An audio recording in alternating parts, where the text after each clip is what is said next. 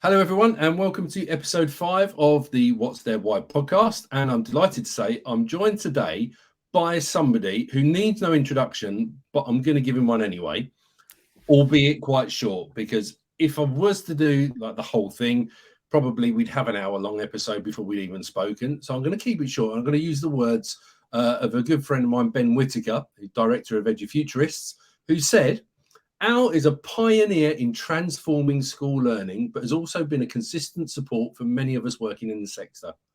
He quietly champions the small fish whilst having a huge global impact. He's the nicest man in EdTech. And I think that pretty much says it all, really, doesn't it? What an introduction. I feel like I'm going to have to be snarly and angry now just to kind of balance that up. But that's a lovely introduction. Thank you. That's very kind words from Ben.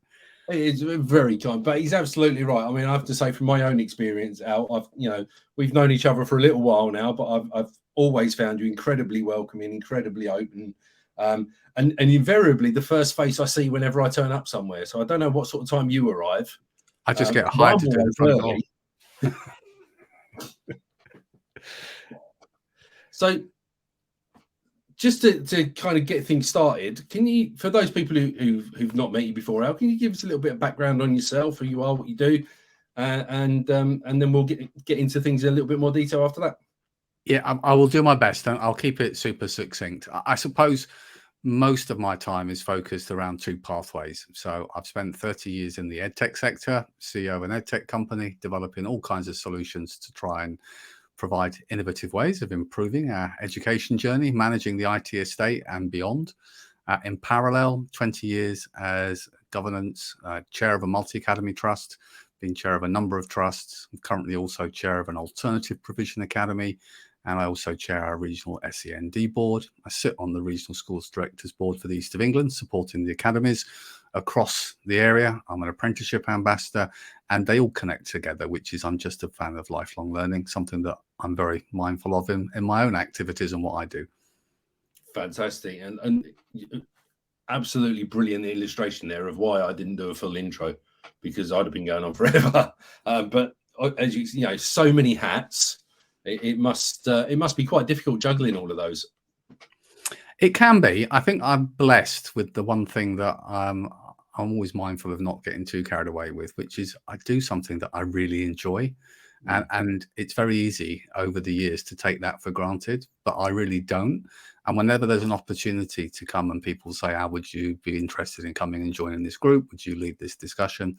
My first thought is always that I'm going to learn from some different perspectives and voices around the table.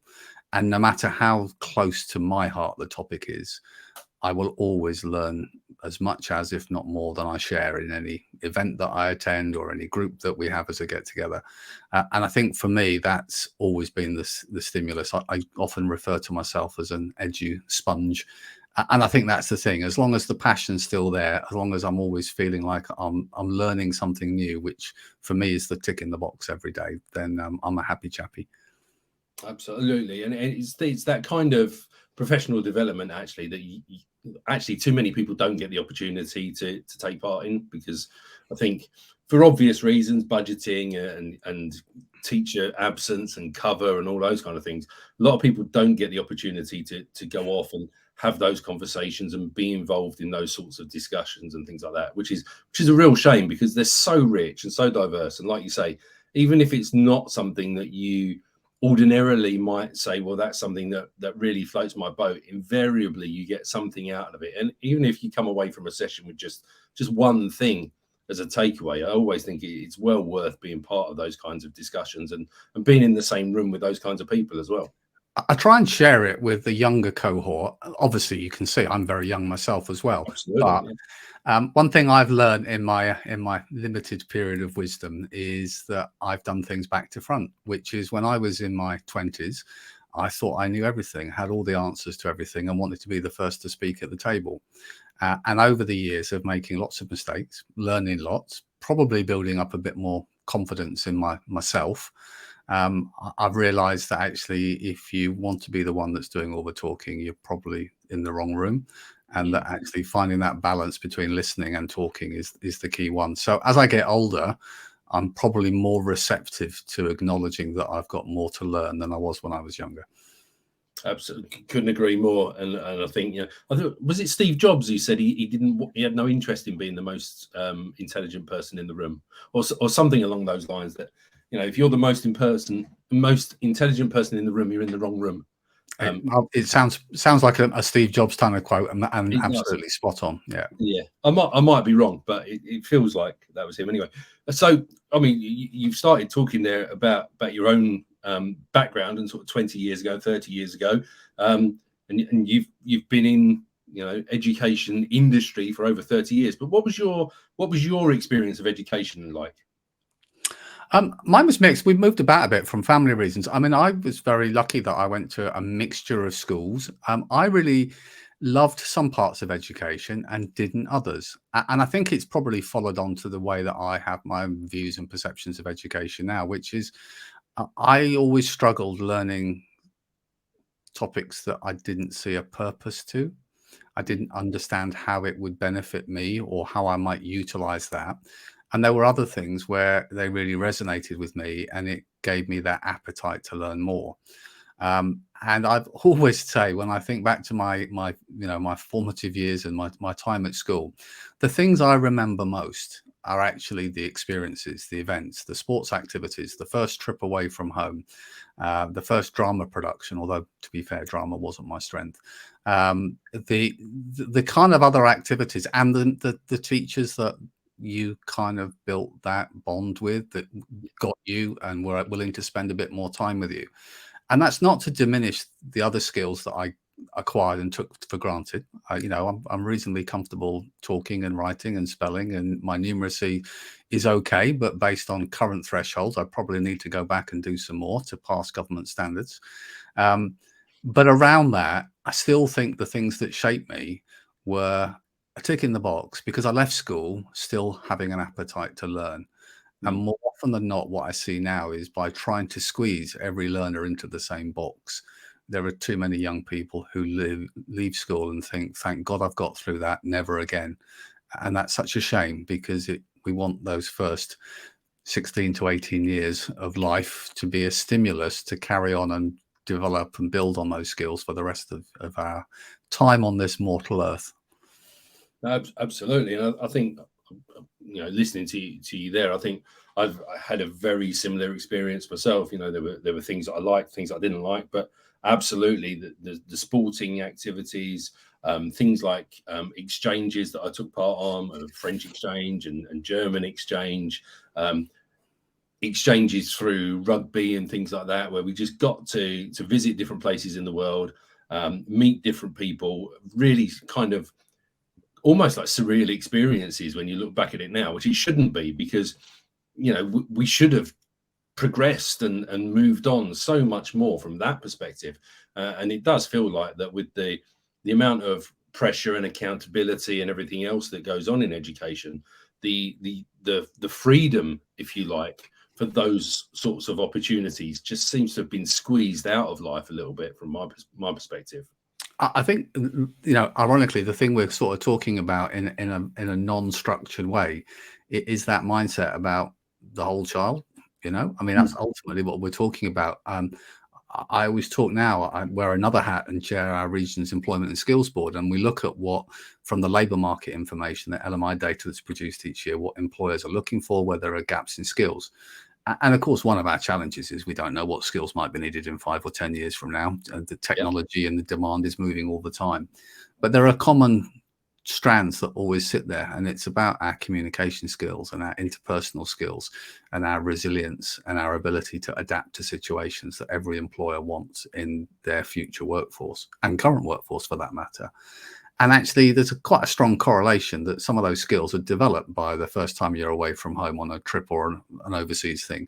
The way you interact with teammates, whether it's on the football pitch or as part of a drama production.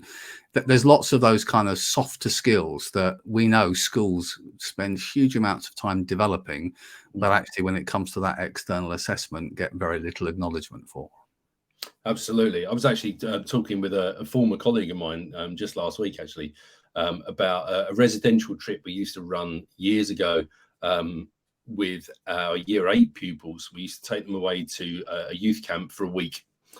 So we take them from school on the Monday morning. We'd bring them back on the Friday. They'd sleep in tents. We'd sleep in cabins because we were old. And they'd do all sorts of, outdoor pursuit kind of activities. And they'd go off on a day's walk with a little bit of orienteering and things like that. There'd be cooking, swimming, what's the word? Dragon boating, all sorts of various different things, climbing, abseiling, you name it, they did it. And that week away for many of them was the first time they'd ever spent any time away from home. And I can remember it was only like 15 miles from the school.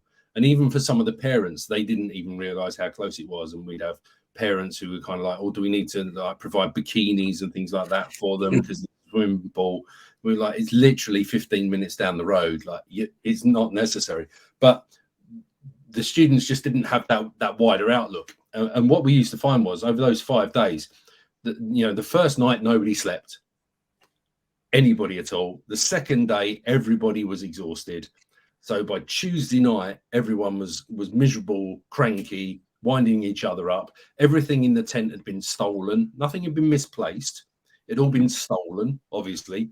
And everybody had been ransacking everything. And then we'd kind of get them through Tuesday. And by Wednesday, midday lunchtime, they'd realize that actually it's only a couple of days till we'll go home. I think I'm probably going to make the most of this. And by the end of the week, they'd massively grown as individuals. And you could really see, we used to try and take the whole year group. And invariably, you'd get sort of 30 to 40 who couldn't quite make, for whatever reason, couldn't do it. Despite the fact we used to try and help with financial side of things as well. And the difference in those students that went to those students that didn't was so obvious just a week or 2 weeks down the line. And unfortunately, because of rising prices and cost of living and everything else, gradually over the years, that got cut back to 4 days and then to 3 days. And although it was the same experience and the same venue doing the same sorts of activities, the amount of benefit of going on that trip was massively diminished by the fact that they went on the Monday, they had Monday night, by Tuesday, they were already thinking, well, I'm going home tomorrow. So they didn't have to get over that hurdle of being a bit homesick, being away from home. And I don't really feel that they grew as individuals anywhere near as much, in spite of the fact that they still come away from it. And it's still, like you say, the thing that they talk about as, oh, that was brilliant when we went to the youth camp in year 8, and that was fantastic. We had such a laugh.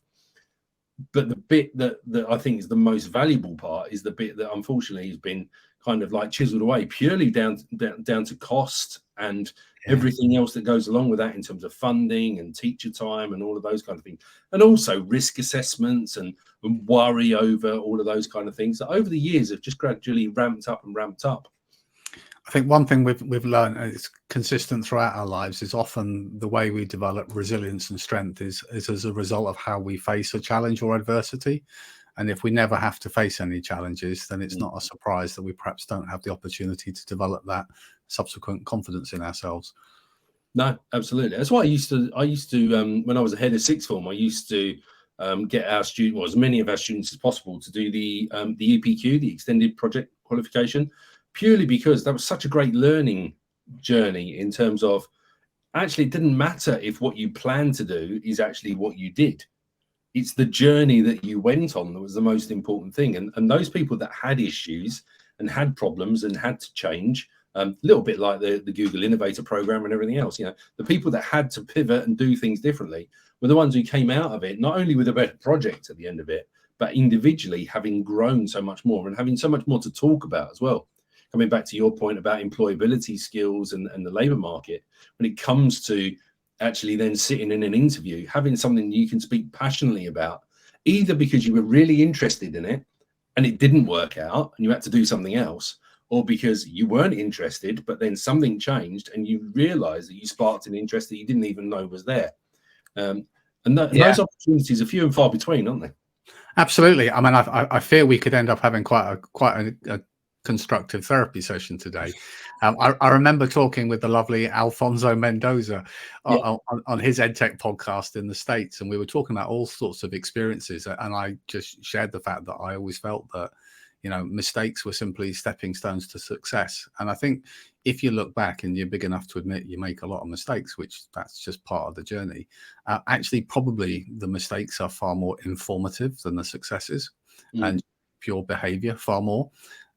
It's just actually comes back to a broader culture, and certainly the case within our schools and the pressure right now, which is allowing people to try things and make mistakes. You know, I mean, we went through a pandemic where in the world of EdTech that we're both passionate about, you know, people were encouraged to try new things and they made mistakes. Some things worked great and some things didn't. But actually, that's the catalyst for innovation. And I think it's no different when we think about our personal lives or the environment we try and create for our learners. And we know our kids learn by making mistakes. I mean, from the very earliest EYFS, you know, it's all play-based and it's all about discovering and figuring things out. And the more it's pupil-centric and pupil-led, the better from that perspective. Absolutely. As my mum used to say, well, you won't do that again, will you? And Exactly. she was right. You know, Exactly. invariably, she was absolutely right. You know, and we learned so much from just trying things out and realizing actually that's not the way to do things. But unfortunately, you know, the education system itself, I find it really frustrating because I don't know for yourself within your own trust and everything else, but you know, I see a lot, particularly on Twitter as well, of things like, you know, this week is take a risk week. And actually, I get why, because schools want to make it okay to take a risk. And by basically saying this is the week when you can do it, it kind of makes it okay and it kind of lets the shackles off. But at the same time, I find it really, really sad that that actually is deemed to be necessary in itself. Do you know what I mean? I think you make a good point, Darren. I agree. I mean, we can have it from when it's, you know, say for Internet Week. Well, isn't every week supposed to be? Sometimes they're great initiatives because they're a reminder and they bring together a sort of a fresh catalyst for new resources and a particular theme each year.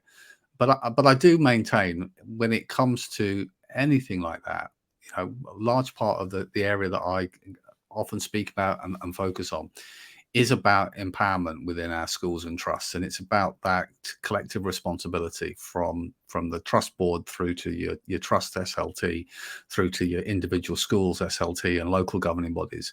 There has to be an understanding and an expectation of where we set our values and where we set our direction of travel, and that could come under the very simplistic kind of mindset of are we risk averse or are we not? But actually, there's risk and there's risk, and there's a risk where we place a child at harm, and of course, we're all adverse to that 110%. But there's also risk where it might be about a worry about time or possibly money in trying things. And I think we have to be mindful that trying stuff is not only, as I've already alluded to, potentially the accelerator to doing things better and well. As long as you have it on the basis that, hey, we're doing it on the basis that we may fail. And if we do fail, we're not going to judge everybody. We're going to dust ourselves off. We'll learn from it and move on. But I also think in the current climate where we're struggling with staff retention, actually for most of us, if we're thinking about lifelong learners and our continuous professional development, how do we continually develop if we're not empowered within the structure of the organization we're in to try new things? And so lots of these topics feel like they're separate, but actually they're part of the broader ecosystem. You have to create an environment where all these things feed in, and words aren't sufficient. You've got to back it up with actions. You've got to be willing to empower not just your senior leaders, but actually sometimes strategy comes, you know, top down, but actually activity comes bottom up. And you've got to make sure that it's not something where we say, well, you don't have enough experience in our trust or school to be able to share positions. Actually, many of the best ideas we get are the fact that we have staff joining us from other schools and trusts. And I'm more than happy that we magpie great ideas and we try and create a platform where staff feel that day one into the school, their opinion, their voice is as valued as anybody else's. And we continue to be as receptive as we can within the bounds of, there is always going to be a finance director who's going to be saying, hang on a minute, not right now. Or there's going to be a capacity, a priority. We'd love to try that, but we need to get these sort of things addressed first. No, I couldn't agree more. And actually, I was just thinking as you were saying that, I've got a copy of one of your books. Bless you. There we go. School Governance Handbook, which because I'm a governor of one of our schools, or two of our schools within the trust, just sits on my desk next to me, because I find it really, really useful, just in terms of kind of understanding how people who aren't from an education background might come into governance. And I think that's often something that maybe kind of gets taken for granted a little bit, that somebody volunteers to be a school governor, does it because they kind of know the system and they know what it's all about. And actually, like, it's a real minefield, even for myself, being involved for, well, best part of sort of 25 years in schools. There's elements within the governance side of things that I knew existed, but I'd never really had any hands-on experience of. In some cases, fortunately, because there are some sides of it that aren't particularly pleasant, obviously, and there's some difficult decisions that have to be made as well. But some of it, unfortunately as well, some real positives there. And one of the things I really liked in your book there is, the fact that you've got in the back the glossary of terms, because for anybody coming from outside of it, scrap that, anybody in education, like, acronyms are just an absolute nightmare. We were having this conversation just within our department last week. Acronyms are a nightmare. Backronyms, even worse. So those that are invented afterwards because we've got something that we like the sound of, so we need to make something fit it. For anybody who's not aware what a backronym is, and also initialisms. And I'll put a couple of bits out on Twitter, because I don't pretend to have a stance one way or the other on slant as an approach. But one of the things I have noticed is that as a kind of, I'll call it an initialism, because that's more of what it is. The slant approach, popularized by Doug Lemov, has been adapted and changed either intentionally or unintentionally, and I don't know which, and probably a little bit of both. So that when you now refer to something as the slant approach, actually different people are interpreting different things as to what that means, and that's really unhelpful.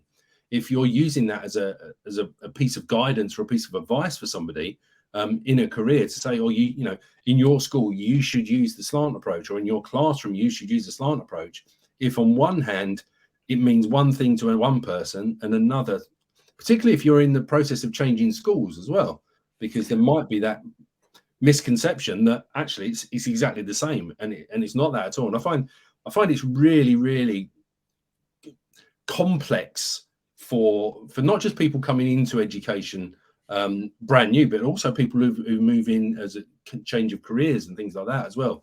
I think there's two sides to it, Darren, if I may, on that. I mean, I think one side is trying to write a guide that's as accessible as possible and spelling out all those acronyms is partly because there are certainly a cohort that come into governance and struggle with imposter syndrome in the early stages, don't feel the confidence to ask the questions. And if we've got people bringing different perspectives and visions from different industries and sectors, why would we want to create an environment where they can't actually add value and contribute? And I'm going to be honest, there are on occasions educators that actually foster the imposter syndrome and don't always embrace the value of bringing other opinions and skill sets to the table. If it's not educator-led, it can't possibly be of value. Unfortunately, that's a minority. And I use a fairly poor analogy, but just imagine an F1 race car if it was designed just by the drivers or just by the engineers. Actually, if we think particularly about the multi-academy trust landscape, I don't like to dumb it down, because we all know it's about our young people and their futures and building and giving them the best possible opportunities. But these are multi-million-pound organizations that have all the same requirements, whether it's financial management, legal management, estate management, IT management, the systems, the infrastructure. It just happens that we're creating something that's priceless from it. And so for that in mind, we have to be mindful that project management's project management. It might be that you've got different priorities, but the skills you might bring to the table, if you're trying to recruit new students, understanding the best practice for marketing and messaging and signposting, much in the same way as educators will say, well, if we did a bit more dual coding on this presentation, kids might be able to understand what we were talking about, or it would resonate with different types of learners. All those skills come to the table. And I think this is the largest unpaid workforce in the UK, the governors group. We need to find ways to struggle to fill lots of vacancies of people who are well-intentioned, but somehow feel they won't be able to add value or help. And so the easier we make it, the more we can provide support. Now, they love to use the word about, critical friend. It's about challenge, and challenge is healthy because it helps us validate that we're doing the right things if we're challenged externally. But now more than ever, it's also about support. It's about enabling and facilitating and providing fresh perspectives of how we might better secure some additional funding, or how we might be able to do something more efficiently that could help put more money into the important pot of teaching and learning. Or it can be standing and arguing the corner to protect the staff across our school or multi-academy trust, and being willing to go into bat for them, whether it's with the regional schools director, the local authority, whether it's with Ofsted on an inspection, or whether it's alongside the school when it comes to parental challenge on decisions being taken. And so, I'm all for that view, which is, I always believe we are stronger together, the network stronger than the node. And the more I can provide tools that just bring good, skilled, experienced, well-intentioned, and of course there need to be well-intentioned people to the table to support our amazing education system, then I will continue to do so. Well, can't argue with that, can you? And on that topic, you've got a new book. It's available for pre-order at the moment, isn't it? It is, yes. Which is great, really, because basically I can convince people to order it before they realise quite what they're getting themselves into. We're not recording, are we, at any point in this conversation? Definitely not. No, definitely not. No. So the new book, the School and Mac Growth Guide. Tell us a little bit about that. Well, having done a diary and then a handbook, I kind of figured I needed to do a guide because I haven't done one of them. It was also my way of saying it's a guide, so don't expect it to be 10,000 pages. The truth of it is, one of the biggest challenges we've got in the education system, certainly in England right now, is we've had a white paper that kind of became the schools bill and then disappeared again, which is all fundamentally about where do we see the future landscape of our schools. And the future landscape from the DfE's perspective is about strong and sustainable maths. The direction of travel, the trajectory is all about bringing all of our schools estate under that umbrella. Now, that's already the case for the majority of our secondary schools, and it's about the case for about half of our primary schools, give or take.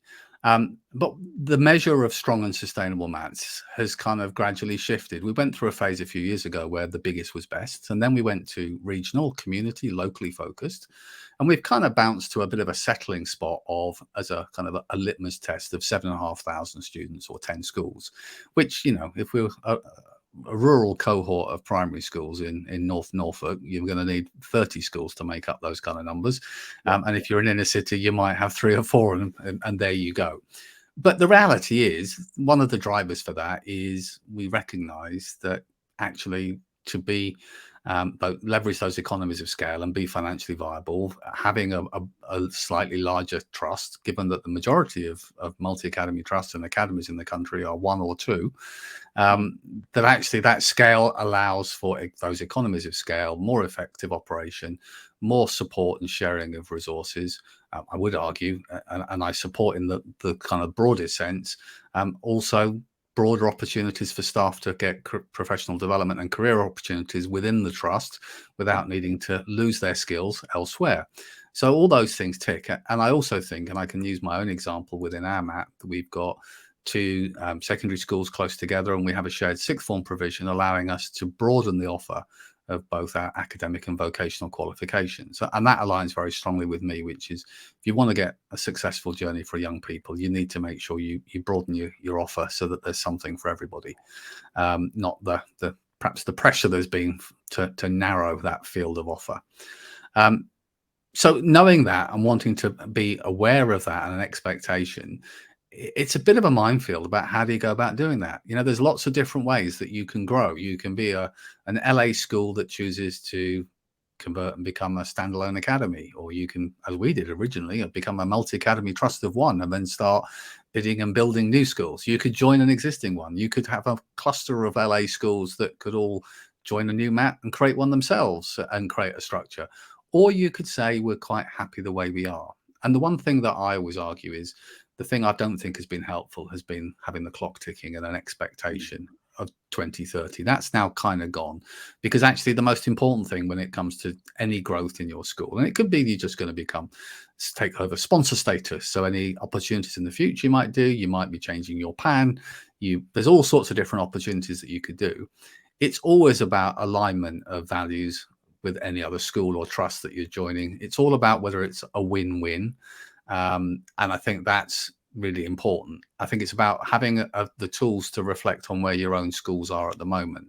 And it's that sort of Sir David Carter kind of model of making sure that every school within your MAT is a net capacity giver. And that provides the opportunity for staff to be able to have those opportunities to influence and support other children and teachers across the trust, not just within their own school. So what I wanted to do was say, look, there's loads of different pathways, but most of this comes down to you've got a lot of stakeholders. You've got your trustees, you've got your members from a strategic point of view of trust, you've got your governing body, you've obviously got your trust leadership, and you've got your school leadership. How do we shape the conversation? Where do we bring together consensus?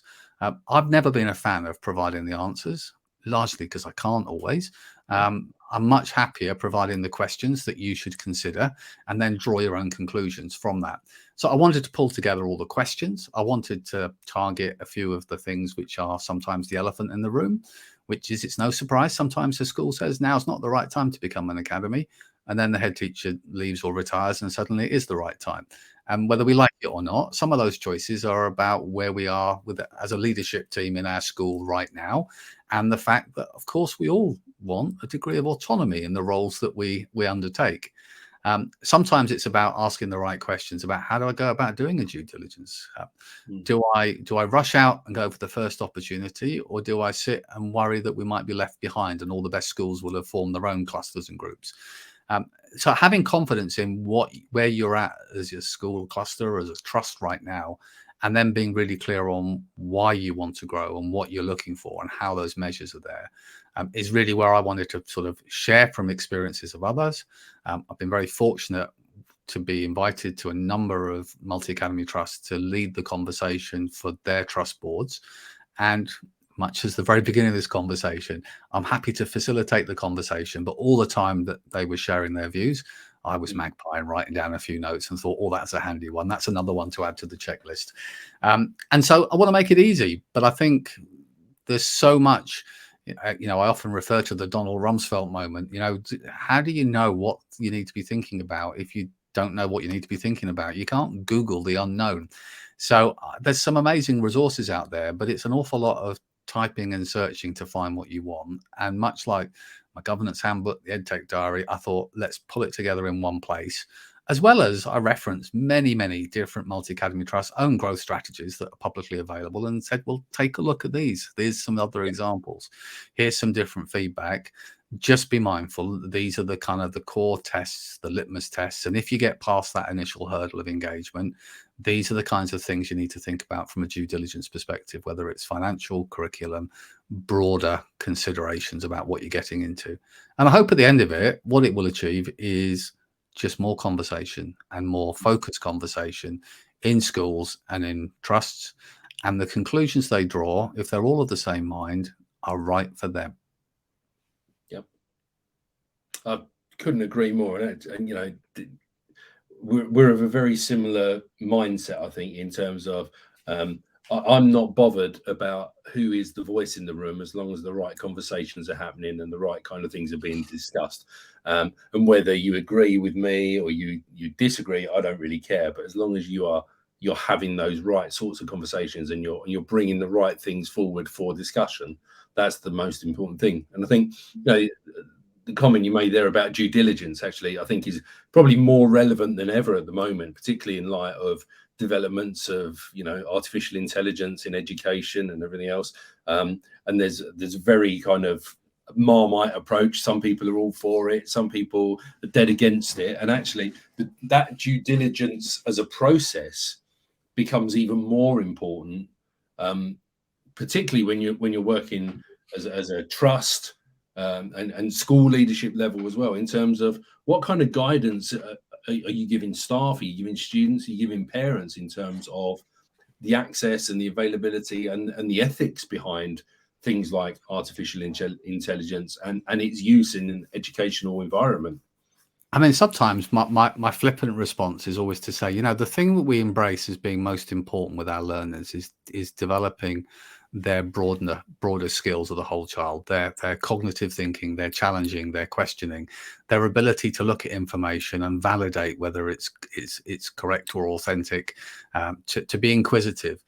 And sometimes we forget all those things we impart on our learners when it comes to reflecting from a broader strategic point of view, some of the things that we do across our leadership. And that's not unique to education. That's everywhere. It's all about time and pressure and the natural kind of ebb and flow that goes on.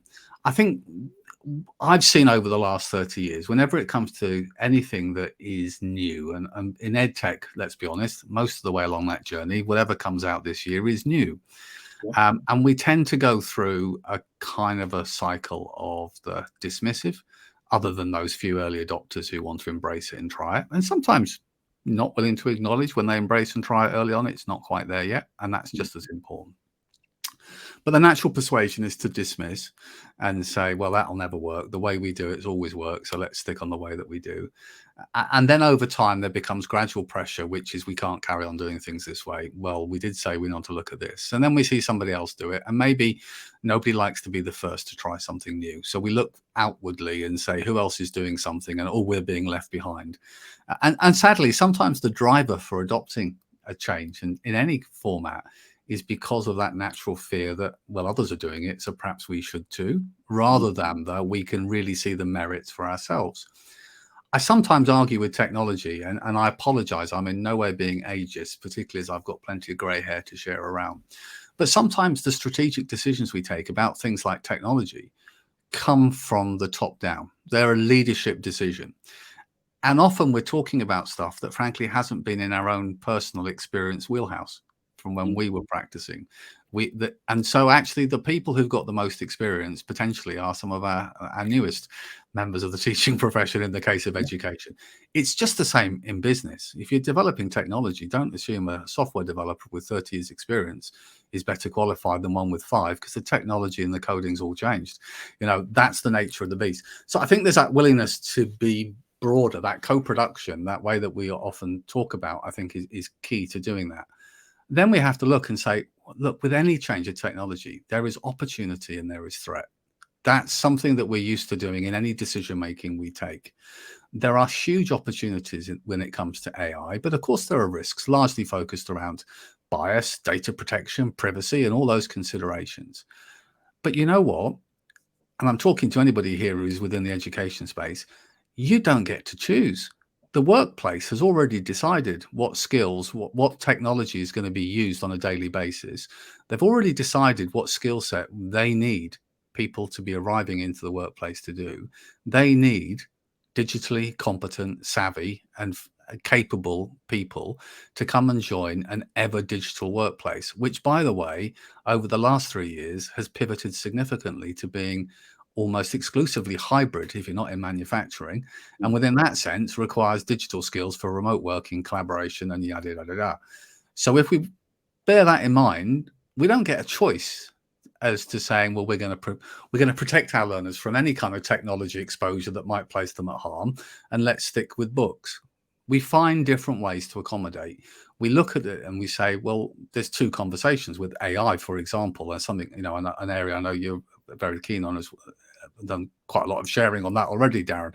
You know, on one half, we've got what's the potential impact to our learners in terms of access to information and that kind of rich, fresh information.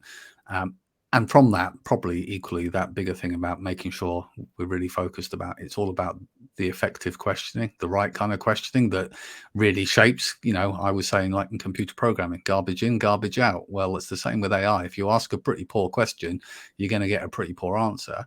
But I also see embraced on the front curve of that wave, a huge opportunity for a massively under pressure teaching workforce who are expected increasingly to do more and more within a fixed working day, although the day just keeps going for many, where AI has a huge potential to be a real time saver, not to suddenly remove the role of the human being, but to actually be a facilitator and enabler that makes things be done quicker and smarter and more effectively, as long as there's always that human check and balance of appropriateness and fit for the particular task in hand.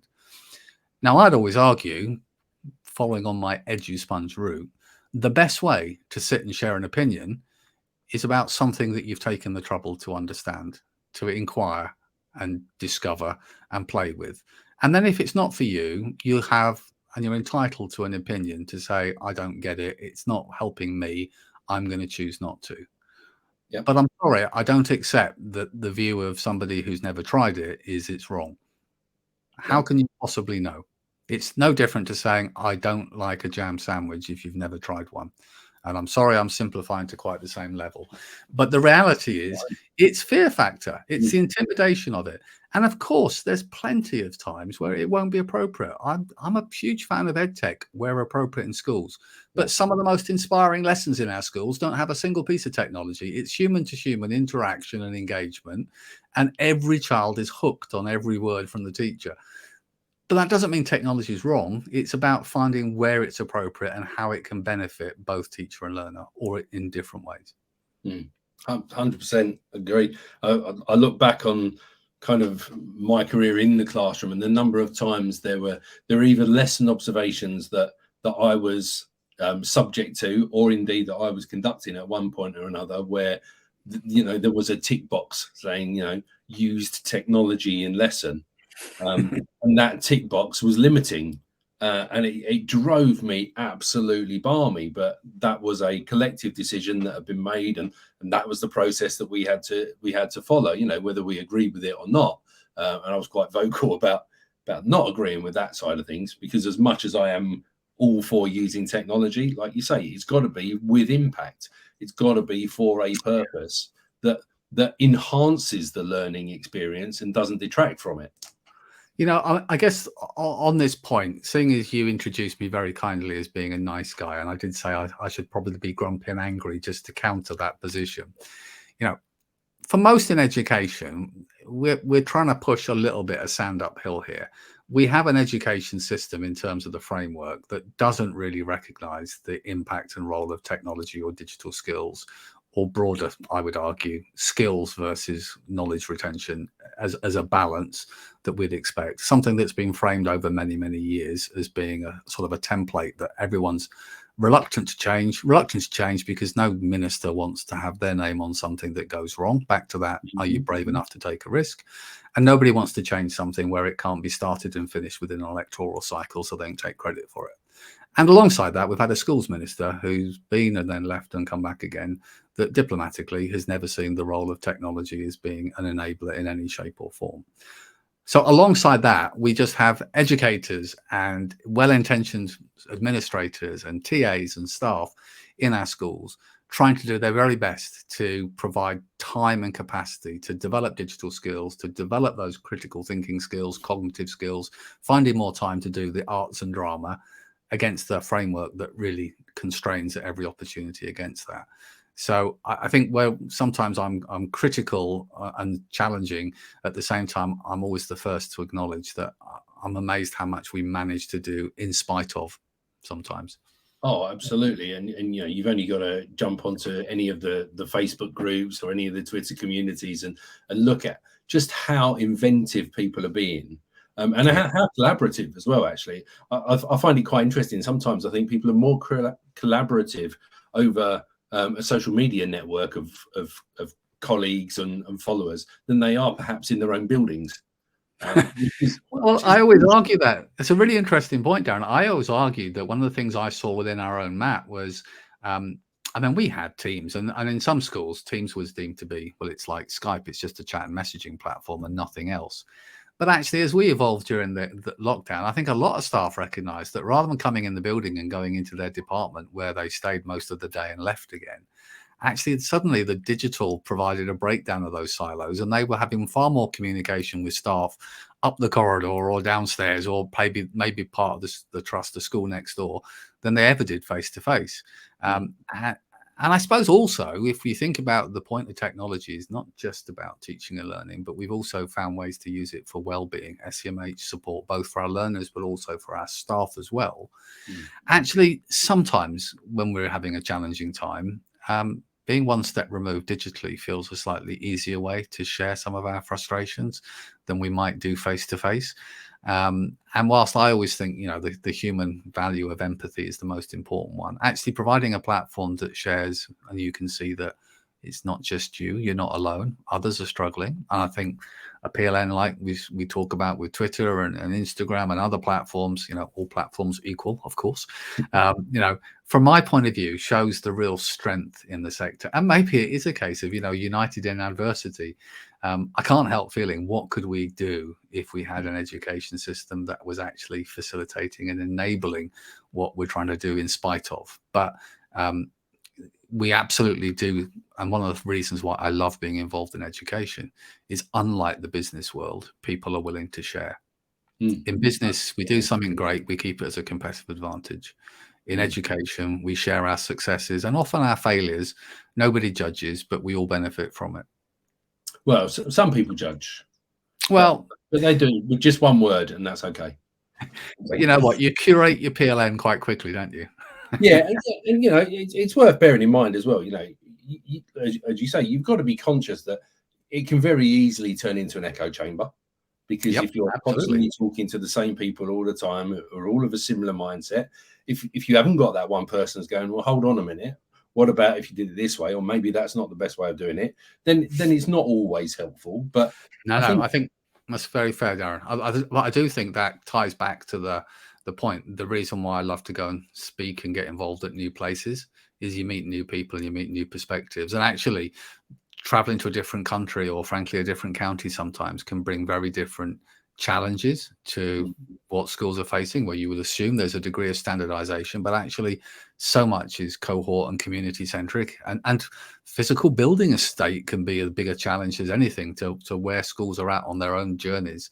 That you're right, but I think that's where we need to learn that resilience, which is, again, just recognizing that if people challenge you and tell you you're wrong, and maybe you are wrong, it's okay. Nobody thinks you're a lesson person for it. Learn from it, and you'll be the one being able to provide advice and challenge to others. And that's something that I think takes a bit of experience and maturity to get to the point where you feel comfortable sharing an opinion and not being too wounded if people don't all agree with you. Yeah, and I think that does, like you say, it takes experience, and it takes resilience, but it also takes a lot of training as well. I think, I still have moments where, I might say something in a meeting, or put something on Twitter or whatever, and then it will get a reaction, and it is an emotional reaction when somebody doesn't agree with you, and to be able to step back out of that emotion and think, like you say, about, well, hold on a minute, I don't know the wider context of this person that's responding, or I may not fully understand the wider context of this particular school. So I've said this will work brilliantly for these 10 schools. One person disagreed. Actually, have I taken the time to understand that particular school and its context? And quite often the answer is no. But taking that step back and almost kind of like depersonalizing it is quite a difficult skill to master, isn't it?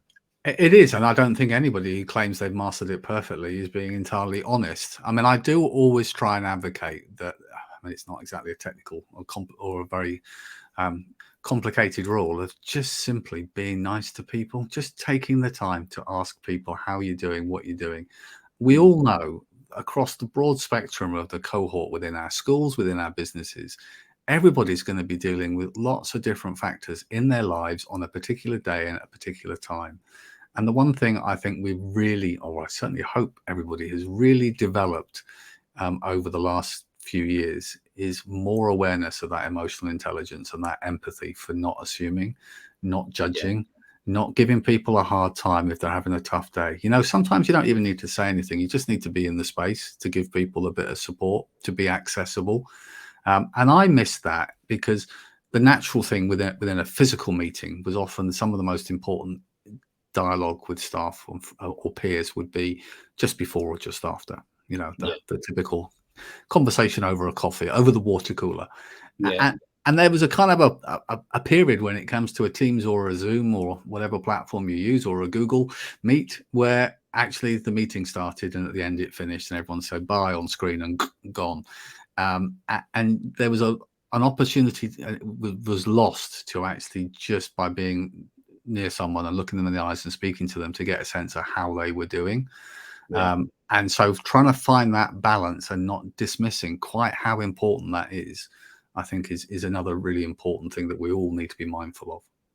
Definitely. I think you're absolutely right. I mean, I'm not in and around the school environment as much as I was. I still base myself in schools 2 to 3 days a week. And I'm conscious that I try to be, although I might be kind of hotspotting on a different desk here or there, I try and be present in the room as much as possible, and just being aware of, actually, now's a good time to offer somebody a cup of tea, because actually they've just been through the ringer for whatever reason, and actually just that simple, look, let me make you a cuppa, and just plonk it on the desk in front of them, and actually that says a lot to that individual person, that somebody is actually aware of what they're doing and aware of what they're dealing with. And Absolutely. I think that can easily be over. It's such an easy thing to do. Now you know why I'm early at some of the events, because you get a chance just to catch up with people on a personal level before the order of the day.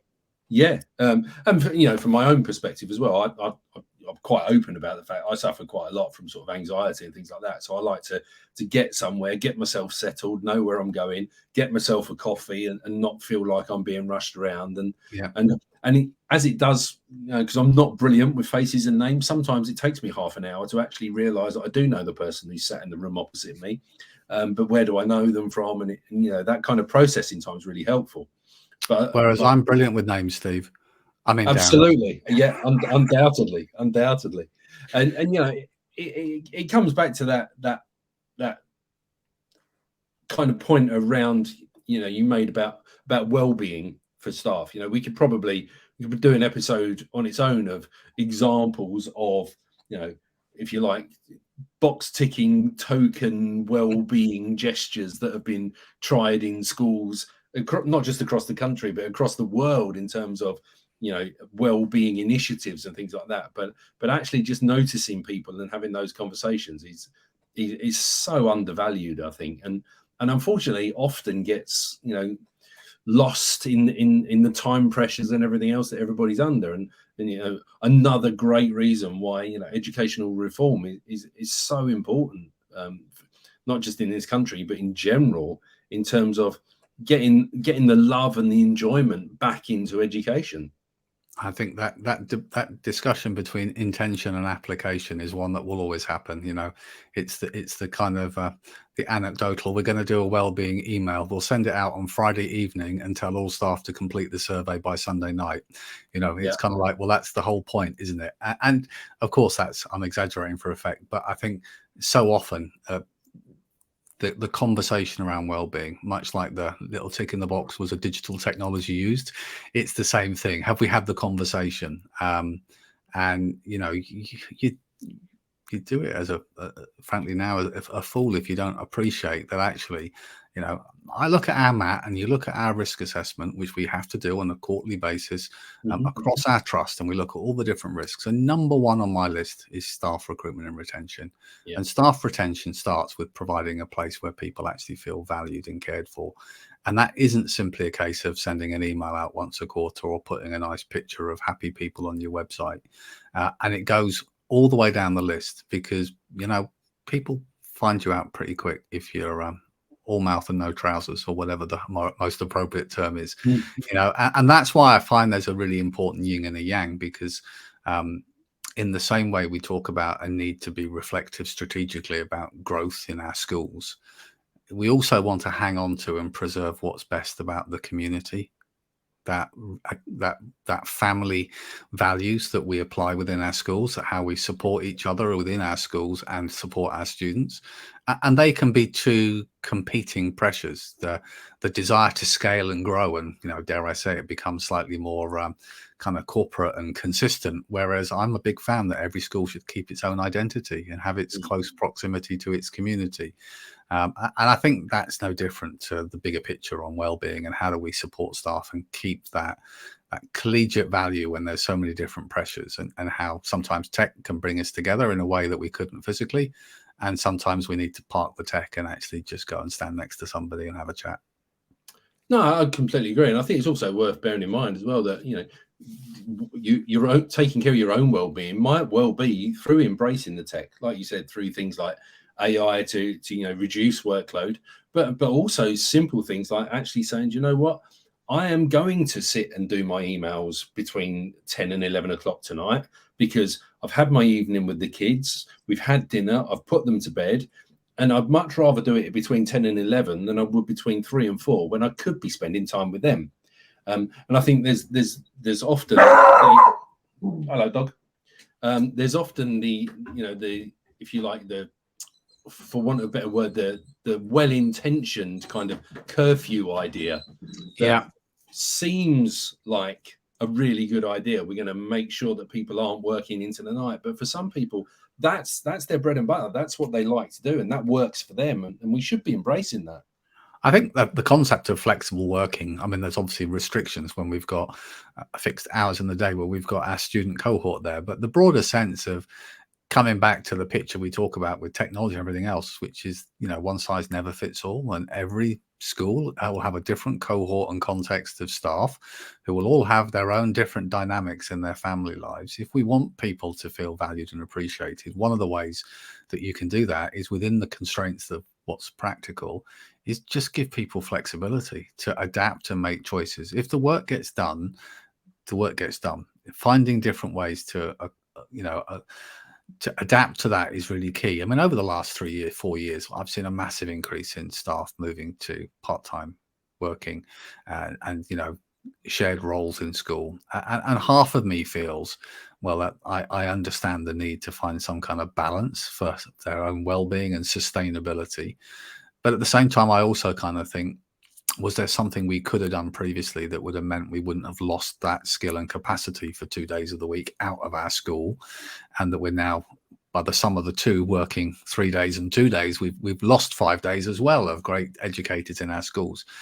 And I think that's only going to increase in the coming years, that we as part of our strategic thinking are going to have to get creative in the way that we provide the role, the flexibility of operating our schools, so that we can retain amazing people, but also be attractive to new amazing people who otherwise are going to say, I really would love to be a teacher, I'd really love to get into education, but actually there are other career pathways that give me so much flexibility, I just can't. It's just not, it just doesn't stack up because of the flexibility that I want. And we've got to be realistic. I mean, there's a limit to flexibility, and it wouldn't be fair on our learners if they had a different member of staff at the front of the room every day of the week, for every subject. But finding those nuances and recognizing that our learners are adaptable, what they want is consistency. And if we have the right tools, the right systems and processes, actually consistency is the thing that we can manage whilst not necessarily sacrificing the opportunity for flexibility. Absolutely. And it's a crude analogy if you like, but when I go to my local supermarket, I check out the way I check out. I don't mind who's sat at the checkout because I don't like the automated ones, I'll be honest. I always have an argue with them. There's always a surprising item in the bagging area, and I never know what it is. But as far as I'm concerned, the process is exactly the same. I go to my checkout, I put my things on the belt, it goes through. I don't mind who's doing it. I know I'm being dealt with consistently. And I think it comes back to your point. I think that the one kind of the phrase that keeps coming up, or the word that keeps coming out of everything we've said over the last sort of like almost an hour now is people. Yeah. And we're in a people business. We're in it for the young people, and we're a team of less young people trying to provide a process and an experience that really does develop and enhance the lives of our young people. And people work for people. We don't work for organizations. We don't work for companies. We work for people. And if we look after our people and we look after our talent within our pipelines, then it's much easier for us then to maintain and to foster those cultures that were so key, to be able to pull through, like you say, those kind of, like, I hate the term soft skills, but you know what I mean, those key bits, those non-measurables that are so valuable. The tides are turning, aren't they? I mean, it's something that we've touched on before, and it's something I was speaking at Bet. I'm very much a view of the whole child, the value in the broader sense of shaping somebody who's self-equipped for the future, not necessarily purely down that academic framework.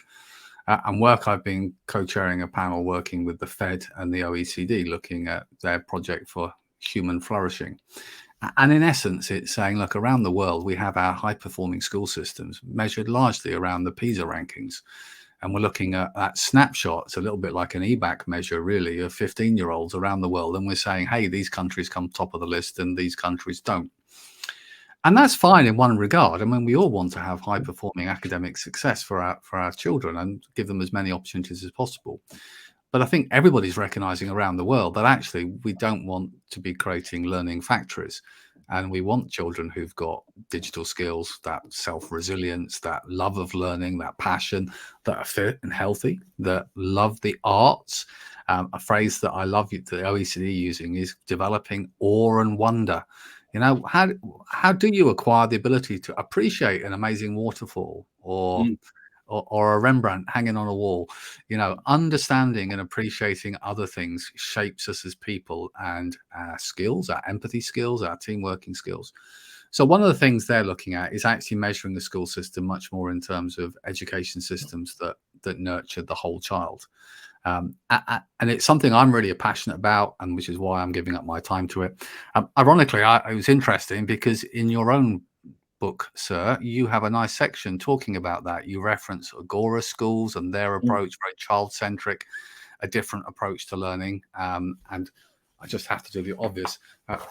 What's Their Why? Available in all good bookshops right now. And some rubbish ones as well, no doubt. Yeah. Well written, because even I understood it. But you touch on the same topic, and I don't think it's unique. We're all thinking about, reimagining, redefining education. What are our priorities? And I think when we think about what we're trying to do in our schools, we want more student agency. We want to have that sense of the whole child. And it's almost like, well, how the hell do we reconcile that when we're then saying for all our children, based on all their different strengths and their different learning approaches, we're going to put them in a room for 2-hour sessions, and that's going to be the grade they walk away with. Yeah. So many of our learners, the stress and the pressure of that 2-hour session means they couldn't possibly communicate and deliver on a fair level. And it goes beyond that, because we're talking about AI and we're talking about new technology. And I'm sitting there thinking, I know some of the children. I'm chair of a pupil referral unit, and I know our learners with their writing skills and their vocabulary would really struggle on most of our core curriculum levels at GCSE. But if I said to them, sit down for 2 hours and go, hey, Alexa, tell me all you know about this subject, they sure as hell know a lot. But we're not providing a platform that's appropriate for each learner to give them a fighting chance of sharing what they understand, what they're passionate about, and why. And that's why, in many regards, I preferred the BTEC process. I preferred where we had continuous assessment, because to me it seems much fairer. I mean, one of the challenges I make is we say, no, it's better to have 2-hour exams at the end, because actually having the teacher mark too much stuff during the process and then a little exam at the end probably isn't quite as balanced. And then you think, well, if we're talking about high stakes, isn't the most high stakes thing we do afterwards go to university, where we spend 3 years where most of the work we've done is marked by the teacher or the lecturer throughout the process, and then at the end of year 3 we have one big exam that counts for 20%. If that system's okay for a university degree that unlocks our professional capability to undertake all sorts of jobs, why is that not appropriate at GCSE as being a fair measure? And then when we see what we had from our teacher assessed grades and then centre assessed grades, I think there's quite a lot of disrespect that's gone on, really, in terms of, well, the grades would be higher because they were centre assessed grades, teacher assessed grades. And it's a really easy thing to throw away. Well, they must be wrong because, look, they're higher than they were the years before. But is that because for the first time we've actually had an accurate assessment from people that actually know the children of what they understood and what they've learned? Or are we simply saying now we're going to go back to the old way of doing things and suddenly the performance of our children's dips? We're going to say, that proves it. You know, and again, that's that sense of, on a much broader national level, we really need to think about, are we setting our children up for failure, or are we trying to level the playing field and recognize that we need to find different ways to assess people's skills and understanding? Rant over. Sorry, Darren. No, you're absolutely right, and you know it's something I've been very vocal on as well. Like for me, it shouldn't matter whether you record a video, whether you sit in a room and tell somebody, whether you dictate it, whether you handwrite it, whether you draw a diagram. If you can explain that you understand it, then good for you. And we should be in a position where we can accept that and we can accredit that, regardless of how it's presented to us, because you know, at the end of the day, that's what we're in the business of doing. We're in the business of giving people the opportunity to show us what they've learned, and to then take the, for want of a better word, the accreditation that we provide with them elsewhere to use in later life. But moreover than not, I think it's the validation for them that they are able to explain their understanding of, you know, a concept, you know, key dates, whatever it might be, whatever subject. That's the most important thing. And well, I guess their argument is it doesn't fit for the exam boards, and that's their problem, not the education system. And there may be occasions where teachers get their assessments wrong. But you know what? I'd say to the government, go look at Ofsted. Maybe occasionally they get things wrong too. It doesn't mean that your argument is it's not a flawed system. I would probably argue it's a heavily flawed system. But the reality is we're talking in the round, and how many young people that we know from their journey in school have been progressing really well in a subject and have just buckled under the pressure of the exam, sitting down, and the frustration when we know they could have delivered if they'd been in a better place or state. And that to me is the height of unfairness. So absolutely. And you know, as a language teacher, the speaking exams, the oral exams were always a prime example. I've sat in a room one-on-one with students who have been very, very capable, very, very eloquent in class, but put them in a room with a tape recorder on, and they've just sat and cried and mumbled and spoken gibberish, and it's heartbreaking. And I'd never want people to go through that kind of, you know, situation when it's not necessary. We're professionals, and we should be trusted to say, actually, this is what this student is capable of. I agree.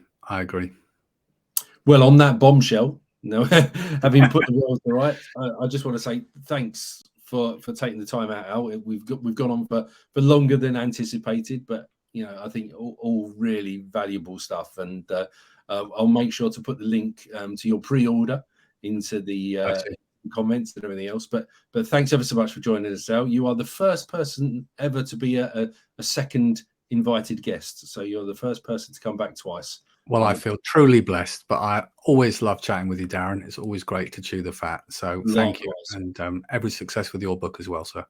Brilliant. Thank you very much, Al. And thanks to everyone for watching and listening. Take care, everyone.